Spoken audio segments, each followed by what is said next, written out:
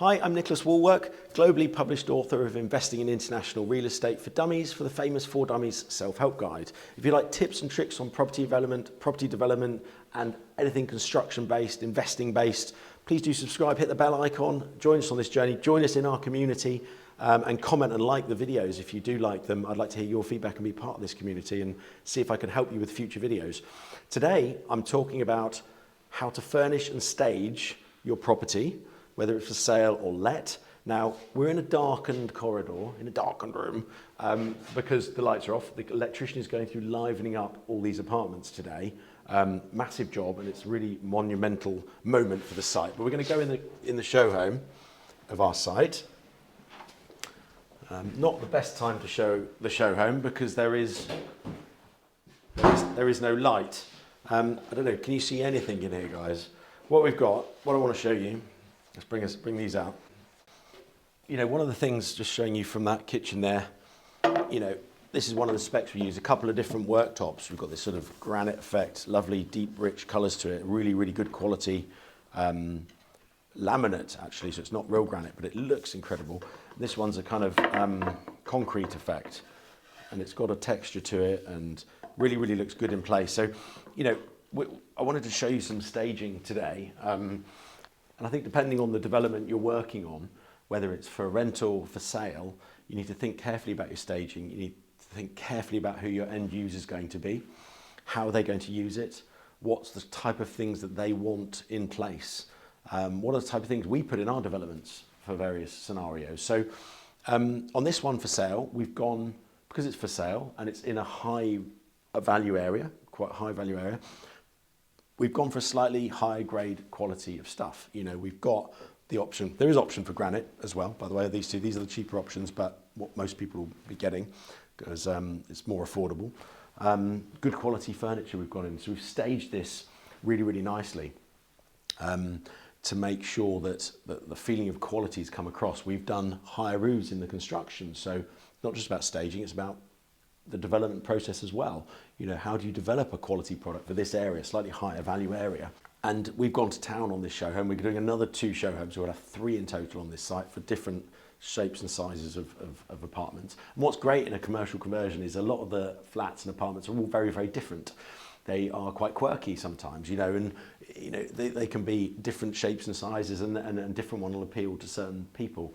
Different aspects might appeal to different people. Some people might want the ground floor, someone wants to be nearer the entrance, someone wants east or west or south facing, whatever. So depending on their likes, there's something for everyone usually in a commercial conversion.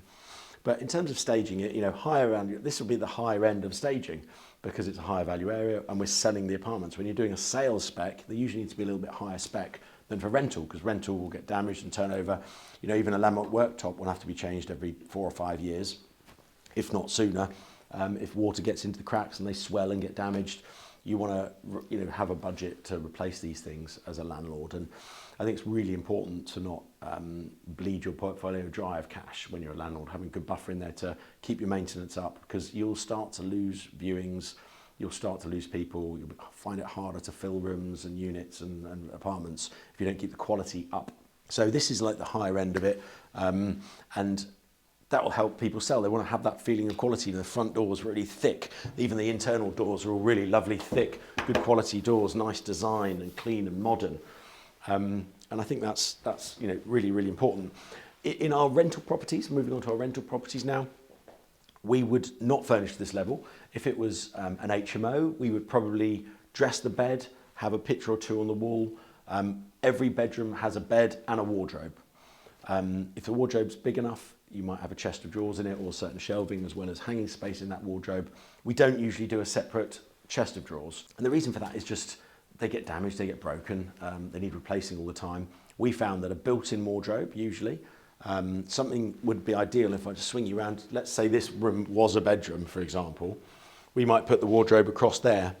So you basically just have 2 runners and sliding mirror doors in front of it. So you don't even need a carcass. You might need a shelf and some hanging space, but to build a wardrobe in there would be incredibly easy. So it's about finding the good locations for wardrobes.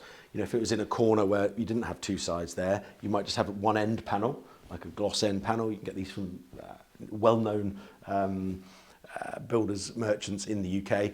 and then some glass mirror doors, and you've got one end panel and doors in the corner.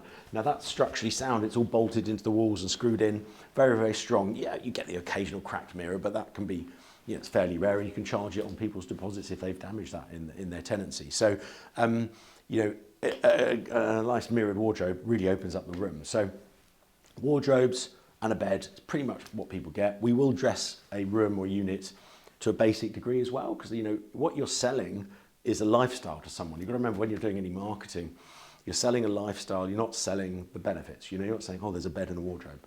You know, you want to make it warm and inviting. So dressing the bed, putting some throw pillows down. You know, we have like 20 sets of throw pillows and bed duvets and tons of pictures in storage, and we come and dress every room that becomes available for relet. You don't want to walk into just a plain white room with no bedspread on. It looks horrible, you know. You want a clean mattress, clean room, and nicely dressed for rent. The spec, as I say, can be lower when you're renting. Depending on the area you're in, you really don't want to be having high expensive fixtures and fittings, because they will get broken. I mean, just last week I had a 5-ring induction hob cracked. It was in a house that we let that had it in already, so it was a bit higher end than you'd probably put in, and it just got cracked. And so there's 1,500 quid induction hob knackered, and you can't charge that off an HMO room tenant's deposit, because it's maybe 500-600 quid deposit and they lose it all. So actually we were a bit fair to them and gave them a couple hundred quid back, and we're going to replace it, and we'll replace it with something cheaper. So these things happen, accidents happen, things get broken, so you don't want to go overboard. And with the extra use, certainly appliances and fixture and fittings, something like an HMO would have, you really need to keep it cost effective when you are putting these replacements in. So, you know, depending on the level and the use you've got, will depend on the quality and spec of the appliances and the fixtures and fittings and furnishings that you choose. And there are also companies out there that help you stage properties. So this is a show home. We actually had, before we had the show home ready, we actually used a company that does virtual staging. This is really coming in now. It's like, it's almost like augmented reality, where you can see all this virtual furniture in place, and it's so good. The quality is 98% real. You know, you look at it, oh, that really looks real. Very, very clever technology out these days. So if you can't afford to furnish the whole apartment, this 1-bed apartment cost us about £6,500, £7,000. So that's everything in the dining room, all the kitchen, TVs, all the furniture in the bedroom, pictures on the walls, carpets, rugs, incidental seating, all the toilet stuff in the bathroom, all of that. If you can't afford that, probably 500 quid would have got you a CGI version in a couple of those rooms, which you can use for your marketing purposes. So, you know, and again, that even for a rental, that could work really, really well to get people through the door.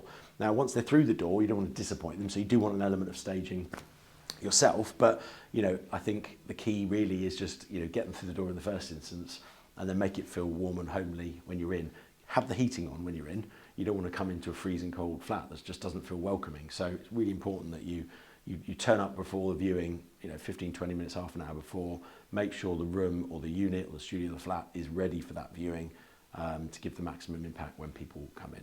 We also run monthly checks on all our properties. So our lettings team, we've got several full-time staff that work for us in our lettings operations team, and we do regular property checks. Now, one thing as a landlord, these are the properties that we own and keep and rent out. One of the things you find as a landlord is tenants don't report half the problems. Right? That is a problem, because what a tenant thinks is a problem might not be what you think is a problem. So then dripping shower, you know, water all around, seeping down the cracks into the floor below, that won't bother them. They don't really care. Well, some people don't anyway. And so by having a property visit, you can see, all right, the silicon's gone off around the shower. You know, water is the biggest problem as a landlord and investor, because it gets everywhere and it gets into tiny little cracks. And, you know, we've learned and built properties in a way that helps minimize this. So it's not quite staging, so it's more on the design of the development. We put these things called wall boards inside the showers. They're big, essentially plastic boards, but they're attractive ones. You get really nice decorative ones these days, so it looks like tiling or a nice effect or granite effect. And those can be very effective in rental properties, because you don't have the grout and the tiles flaking off and pulling off. You know, in 10 years' time, those tiles will need redoing. But wall boards, they probably won't, because they've got, like, God knows what year guarantee, and they just won't go off. Then just keep an eye on the silicone around the bottom, and water won't get out. So again, it's a balance between sort of staging on this particular sale build. My client site here, we're now selling for them. It's all tiles, very, very high-end, good quality tiles, because it's for sale. And then in your own home, you want a higher level of quality, and you're probably going to look after the property a bit better than you will a rental, and you're not going to let leaks and damage occur as readily. So you want a higher spec. But in the rental spec, you know, it's all about maintenance, it's all about damage limitation, but still creating a nice effect that people you know, want to live in and rent from you. So I guess there's a few, you know, tips and tricks on staging, and whether it's for rental or resale. I think, you know, you make your own judgment on what market you're going for. So again, the student market might be a slightly lower end staging, might be a slightly lower end finish.